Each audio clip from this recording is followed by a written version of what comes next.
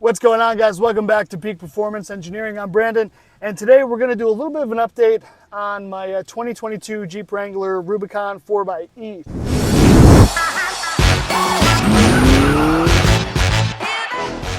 So a couple of videos ago, I had installed 37s onto this Jeep right from the factory as soon as we got it, and I've been driving it now for probably about 4 or 5 weeks. I've got about 1,100 miles with these 37s on. And again, no lift at all, just, normal driving. The Jeep drives just fine. The only issue I have is when you turn right, full lock, and you can probably hear it right now. Let me see if I can swing around. I'm just driving around in my backyard here. We do get a slight rubbing on the right side front on the plastic splash shield. Yep, you hear that? So you could, if you wanted to, you could just get in there, trim the little piece that sticks out. Looks like it'd be really simple. You could do that. What I ended up opting to do was I ended up buying a set of 1.5-inch wheel spacers off Amazon. I'll put the link below. You can see what I bought. They were about $100 or so. I actually was able to find like a slightly used set. So I think instead of like 120, they were 100. But anyway, so they're going to space the wheels out 1.5 inches. That should give us the clearance that we need. Now, the other option that I didn't really know about till after I already ordered these wheel spacers was that you could also order a leveling kit. So the leveling kit would just raise the front of your Jeep up like, I don't know, 3/4 of an inch or an inch. And that would probably also give us what we need to be able to clear the 37s. And that's actually even cheaper than the wheel spacers, like $80. And basically it's just a spacer that goes in between your spring and the top of the perch. So you just pull the spring, pop that in, put it back in. Sounds pretty simple. So there's my engine kicking on. So we may end up doing that in the future also. But I'm going to put the Jeep back here on my little hill, and let's kind of check it right now as it is stock and just kind of see if we can get it fully flexed out. What kind of clearances we have, and then maybe we'll do kind of an after once we throw on these wheel spacers and see kind of how it all looks after that. Now, the other reason why I wanted the wheel spacers was to actually, of course, move the wheel and tire out a little bit so you get like that little bit of stick out from the front fenders and rear fenders. And I just think that kind of looks cool. Now, my only kind of concern then is with the tires sticking out of the fender, now we're going to get more debris, more dirt, more mud and stuff kind of thrown up onto the side of the Jeep. What I'm hoping is that my side steps kind of catch a lot of that stuff, but we probably are going to get more rocks and stuff like that thrown along the side of the Jeep. But I think the trade-off is it is going to look cool, and it'll hopefully take care of our issue with the rubbing. So let's get started. All right, so before we get on this hill, let's get it into 4 low, which we got, and then I also already hit the disconnect to turn on the lockers, and also disconnected the sway bar, so now we should be good. So we can go ahead and get this thing up on the hill and check what we got. All right, so testing out the front here. Man, first of all, just look at how awesome it looks. It's the first time I've had it up on the hill. I could probably even get a little bit better angle, better stuff, but I kind of went up and over the hill a couple times back and forth. I didn't hear any rubbing or anything going over it. Now, I guess I should also do it maybe with some wheels turned, but it's tight, but it's not rubbing nowhere. I mean, we got not a whole lot, the width of my actual hand. So, but you can see she's tied up in there. So, I mean, really all these spacers are going to do, I guess, is pop this out a little bit more. So,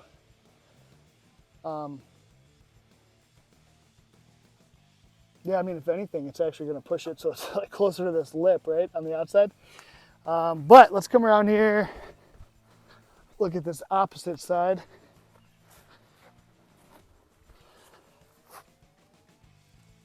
So again, she's got a little bit of clearance. This is where it's the closest, or really close to touching back here. I mean, you got just a 1/4 inch clearance probably.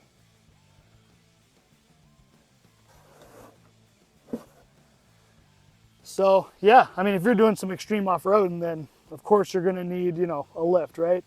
Probably at least 1 inch, 1.5 inch lift, like the Mopar probably. But again, for me, I'm doing mostly sway bar connected stuff, just doing some kind of sand trails up north. You know, there's maybe the occasional logs, there's some whoop-de-whoops and stuff like that, but we're not like doing actual rock crawling. So I think for me, once we throw these little spacers on there, that should be cool. And then maybe eventually, maybe if I ever do a leveling kit, that would be about it. But otherwise, for normal driving, I mean, honestly, you can leave it the way it is right now, perfectly fine. Yeah, let's go ahead and pop the rear up there too and see how that looks. All right, so now we got it kind of stuffed on that back rear. So again, this is all not a whole ton of clearance, obviously, right? But it ain't hitting nothing. Suspension looks good. It's not hitting the front.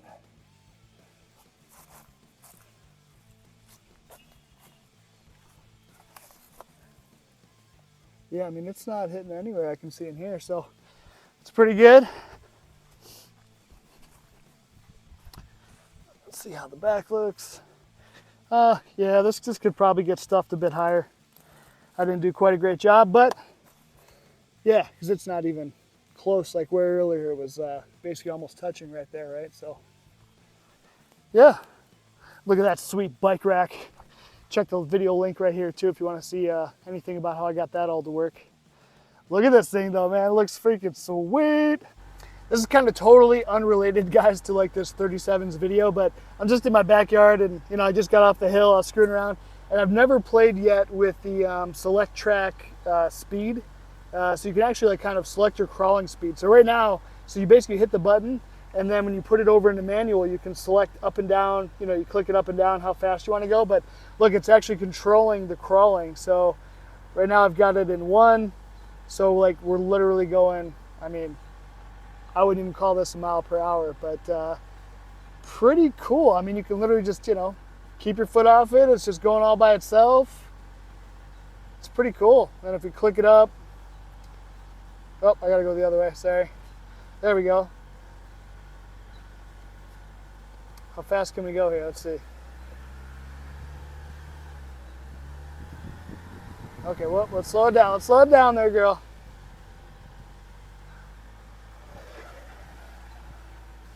But I mean, it's pretty cool. I mean, we got a Jeep that can run on pure electric. I mean, it's basically a Tesla. It drives by itself. What more could you ask for? Doors are off. I mean, top's not down right now, but it could be.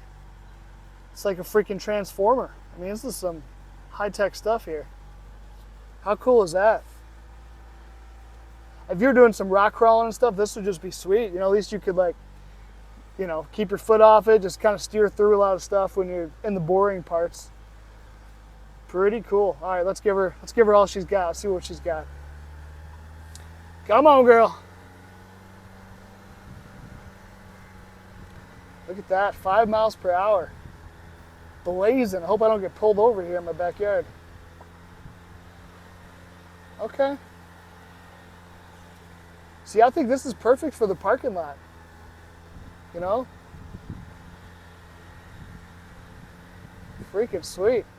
All right, guys, so let's get us kind of a little before and after here. So basically we got, well, pretty much even with that shoulder. This part of the tire sticks out, you know, stock, but otherwise pretty good. So should be pretty simple. All we need is a 7/8 socket. I just got a big long breaker bar to break this stuff loose.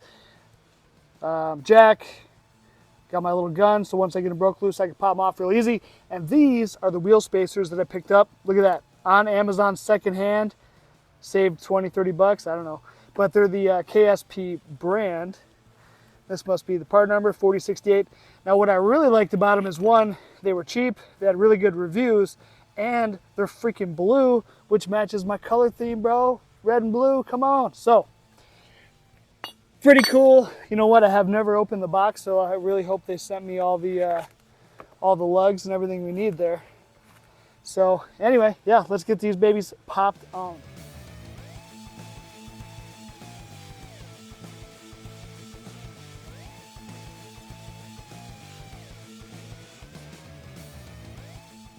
All right, so let's go ahead and get you guys in close. So all we got to do now that we got the wheel off is we just simply grab this guy out of the box, pop her on here. Make sure you've got, you know, make sure that this is all tight and lines up with this kind of factory little groove or whatever there, and this one fits perfectly.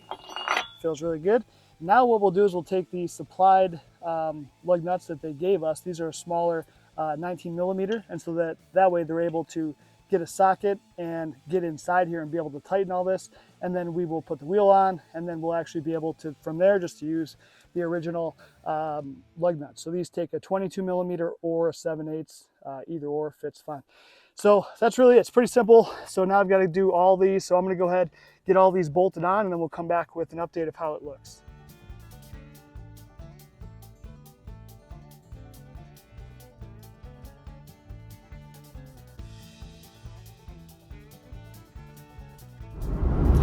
All right, so we got all these wheel spacers installed, and I took it out for its first little maiden voyage here. Doesn't seem to be a whole lot different. Seems like it drives the same. I wanted to say at first when I pulled out, like, oh, I could tell, but yeah, I don't think so. You can't really tell. It does seem like the issue with the full right lock rubbing is solved, so that's good. Now, one thing I did notice over the last few weeks is one time we were going out with some friends. We had like 5 or 6 people in the Jeep, and these were all, you know, full-size adult dudes. And I did notice that there was like some rubbing and stuff going over bumps, just with the splash shields. Nothing, you know, nothing crazy that was hitting or rubbing, but I could hear some of the splash shield stuff rubbing with these 37s. So, you know, not having a lift on a 4xe with 37s, you're right there on that verge. I mean, for most of your normal driving around, you're fine. But if you're going to be doing some serious off-roading and stuff, you're definitely going to need probably at least, you know, a spacer, 3/4 inch spacer, something like that. But, you know, as far as lifting it. So these 2-inch or whatever I have, 1.5-inch spacers to push the wheels out, you know, that helps a little bit, but we'll see. Maybe eventually I'll end up getting some spring spacers or whatever to space it up. But anyway, so far I'm pretty stoked. I like the way it looks for sure. So that's definitely a big bonus, at least, if nothing else.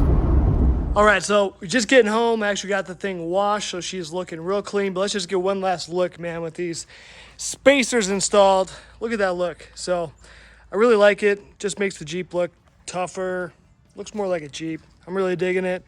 Like I said, seems like it still rides just the same.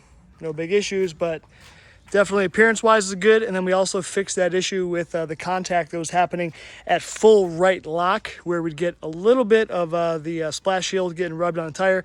That seems to have gone away now, so all good.